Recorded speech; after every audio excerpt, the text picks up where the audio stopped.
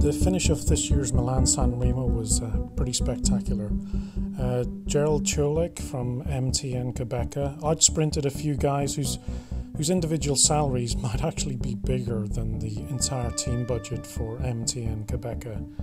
And essentially a team like that, it's run on people being smart and people being committed, so we wanted to spend some time with him at the London weekend, which included the Surrey Classic race, and just get an idea of what goes behind running a team operating at that level, but without the huge budget of some of their competitors.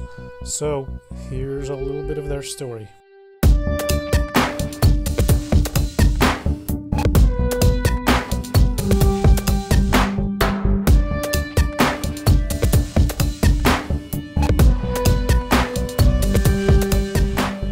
Would you like to identify yourself?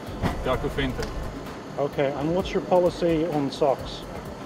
I'm seeing a little bit of discrepancy here in the team. Yeah, we normally have short socks, so I had to cut them a bit. And yeah, unfortunately I put my name in before I cut them, so now it's a bit of a problem. But... Okay, well I'm seeing like we've got a bit of yellow going on here, and we've got a bit of white going on here.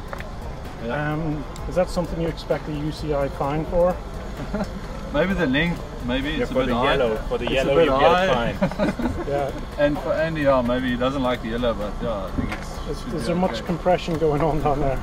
No, that's why I have the leg warmers on. But, okay. Yeah. And what sort of form have you got coming into the race? It's the first race in a while, so yeah, we're going to have to wait and see today. It's a bit, yeah, no one's really sure, but... Yeah. We hope it's good. We did a good few hours before we got here, and yeah, we just need a bit of intensity now, so we'll see how it.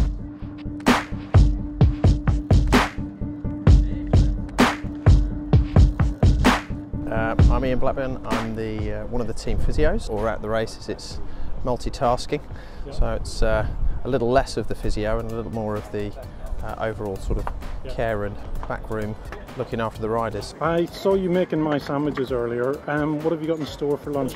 Well, the guys have got a fairly routine process for the race today. We've got some prep race food already. There's some variety of sweet and savoury options for them, and they're free to choose. And then we give them Lucky Dip in their feed bags.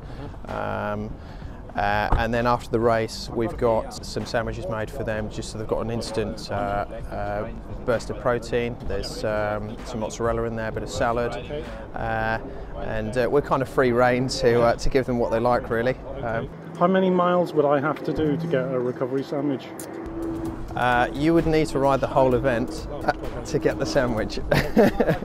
We may be able to rustle you one up. Treatment-wise, are all the riders in pretty good shape at the minute? Have you had to do any treatment for injuries? The riders are in very, very good shape at the moment. Quite a few of them come off a rest period, so that gives them a chance to get things straightened out. A lot of the repetitive injuries or problems that have been sustained through crashes earlier in the year. So by this point, we generally find most of the guys we're on top of. So pretty routine soft tissue. Just check their spinal alignment, pelvis alignment. But obviously working with this level of athlete, they're very tuned into whether they've got issues, so that they will identify that rather than us have to hunt around for things.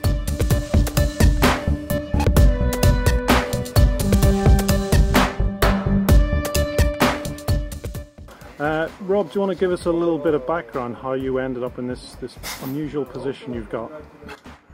Okay, I'm the nutritional biochemist of the team. I started off with Cervelo. That was, I suppose, my apprenticeship in terms of nutrition and top-level cycling.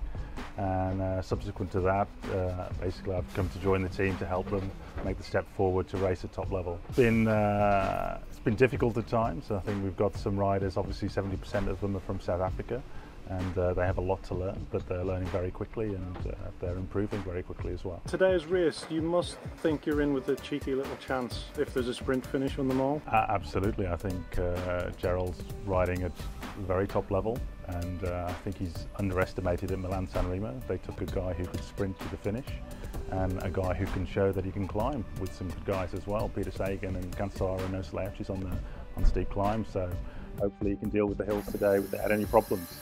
And we also have some dark horses. We have Jaco Venter here and Jay Thompson, who are again top level guys on their day, so no problems. Plan is to ride in the Tour de France, not just for fun or just to finish, but to try and make an impact on the race, and that's on schedule for 2015. But next year the guys will be riding in the Giro, and be the first Grand Tour that the team has done. And just finally on the nutrition side, if you actually steal my idea of bacon and avocado gels, what kind of royalty deal do you think you could offer? Well, it depends whether they're branded with Qhubeka or not. Obviously, we'd like to give all the profits to charity, which would be the ultimate goal. So, not much of a deal for you, but... Okay.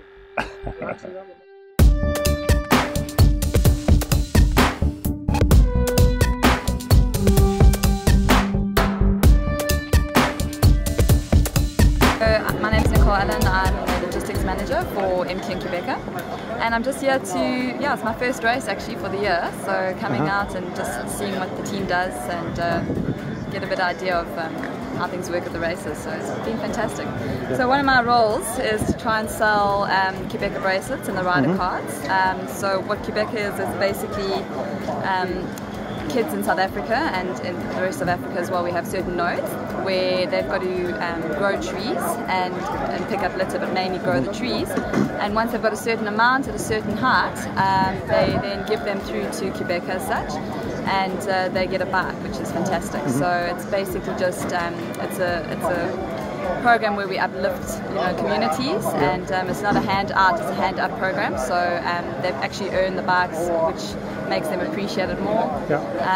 They can get to school, they can trade, they can hire them out, which we've got a few guys that actually do that in the community. So, so it's great. So we're selling these for £5 each today, obviously the local currency.